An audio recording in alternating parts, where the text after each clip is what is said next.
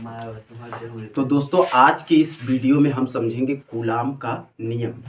ठीक है, तो कूलाम का नियम क्या होता है ये अभी आप मत देखिए।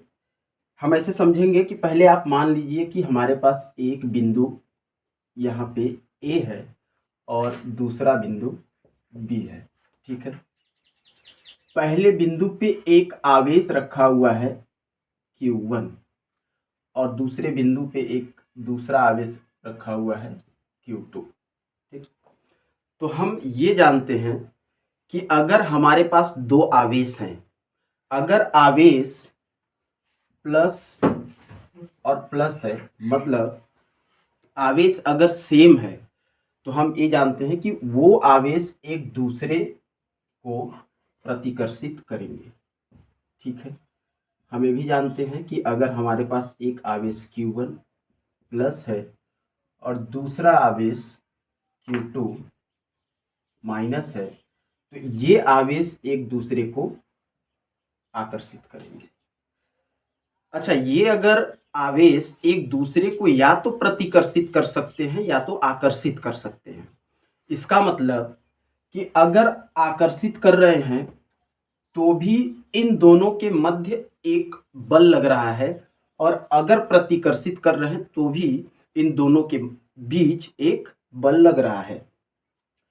अगर सेम आवेश है तो प्रतिकर्षित, और अलग अलग आवेश है तो आकर्षित।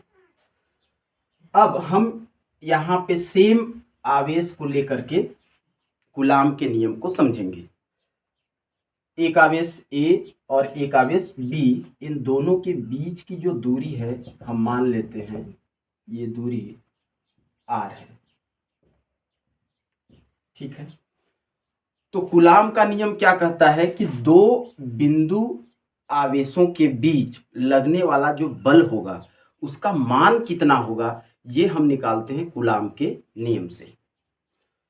ए आवेश कैसे होने चाहिए? बिंदु आवेश होने चाहिए। ठीक, अब हम इसके स्टेटमेंट को देखते हैं कि नियम क्या कहता है। दो स्थिर बिंदु आवेश, ठीक है, तो हमारे पास यहाँ पे एक बिंदु आवेश ए है और एक बिंदु आवेश बी, जहाँ पे एक Q1 और एक Q2 रखा हुआ है। दो बिंदु आवेशों के बीच लगने वाला आकर्षण या प्रतिकर्षण, जैसा कि हमने बताया कि बिंदु आवेश अगर सेम है, प्लस प्लस या माइनस माइनस, तो दोनों के बीच प्रतिकर्षण बल लगेगा। और अगर बिंदु आवेश एक प्लस है दूसरा माइनस है, तो दोनों के बीच आकर्षण बल लगेगा। तो दो बिंदु आवेशों के बीच लगने वाला आकर्षण या प्रतिकर्षण बल उन दोनों आवेशों के गुणनफल के अनुक्रमानुपाती, क्या लिखा हुआ है, दोनों आवेशों के गुणनफल, मतलब कि Q1 इंटू Q2, इनका जो गुणनफल होगा अनुक्रमानुपाती, ये किसके अनुक्रमानुपाती होगा? बल के। और उनके बीच के दूरी के वर्ग के व्युत्क्रमानुपाती, मतलब व्युत्क्रमानुपाती दूरी के वर्ग के। ठीक है, व्युत्क्रमानुपाती होता है। ये कूलम का नियम कहता है। क्या कहता है कि दो स्थिर बिंदु आवेशों के बीच लगने वाला आकर्षण या प्रतिकर्षण बल, तो बल हमने लिखा, उन दोनों आवेशों के गुणनफल के अनुक्रमानुपाती, तो गुणनफल अनुक्रमानुपाती लिखा, और उनके बीच के दूरी के वर्ग के, यहाँ पे दूरी का वर्ग हमने बना दिया, व्युत्क्रमानुपाती होता है। ठीक है, अब इसको हम मान लेते हैं समीकरण 1 और इसको मान लेते हैं समीकरण 2। समीकरण 1 व 2 को मिलाकर लिखने पर, ठीक है, अगर इनको मिला के लिखा जाए तो हम क्या लिख सकते हैं? F अनुक्रमानुपाती Q1 Q2 ऊपर हो जाएगा और R स्क्वायर आपका नीचे हो जाएगा। अब हम ये भी जानते हैं कि जब भी अनुक्रमानुपाती का साइन या चिन्ह हटाया जाता है तो वहां पे एक नियतांक आता है, और यहाँ पे जो नियतांक आएगा, हमने इसको हटाया, एक नियतांक आया जिसको हमने लिखा k, और ये हो जाएगा Q1, ये हो जाएगा Q2 बटे R स्क्वायर। ठीक है। अब यहाँ पे k का एक मान होता है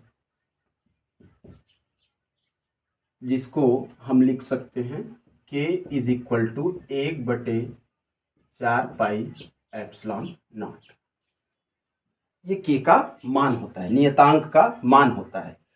तो k के जगह पे हम इसको भी रख सकते हैं। तो f बराबर क्या हो जाएगा, 1/4πε0 इंटू Q1 Q2 बटे R स्क्वायर। यहां तक आपका ये कूलाम के नियम से हमने बल को निकाल लिया। ठीक। अब इतने का मान k बराबर 1/4πε0 और इसका मान होता है 9×10⁹ न्यूटन मीटर स्क्वायर बटे कूलाम स्क्वायर। ठीक। तो 1/4πε0 के जगह पे हम ये भी लिख सकते हैं, F इज इक्वल टू 9×10⁹ और ये Q1 Q2 बटे R स्क्वायर। तो ये मान चाहे तो आप k का मान बोलिए या 1/4πε0 का मान बोल दीजिए, लेकिन यहाँ पे एक बात ध्यान रखनी पड़ेगी कि ये जो मान होता है k का, ये किसके लिए होता है, जब माध्यम, ये दोनों चार्ज, दोनों आवेश अगर हवा में हो या फिर स्पेस में हो या फिर वैक्यूम, इनके बीच अगर हवा है तो इसका मान क्या होगा, 9 × 10⁹ ठीक है।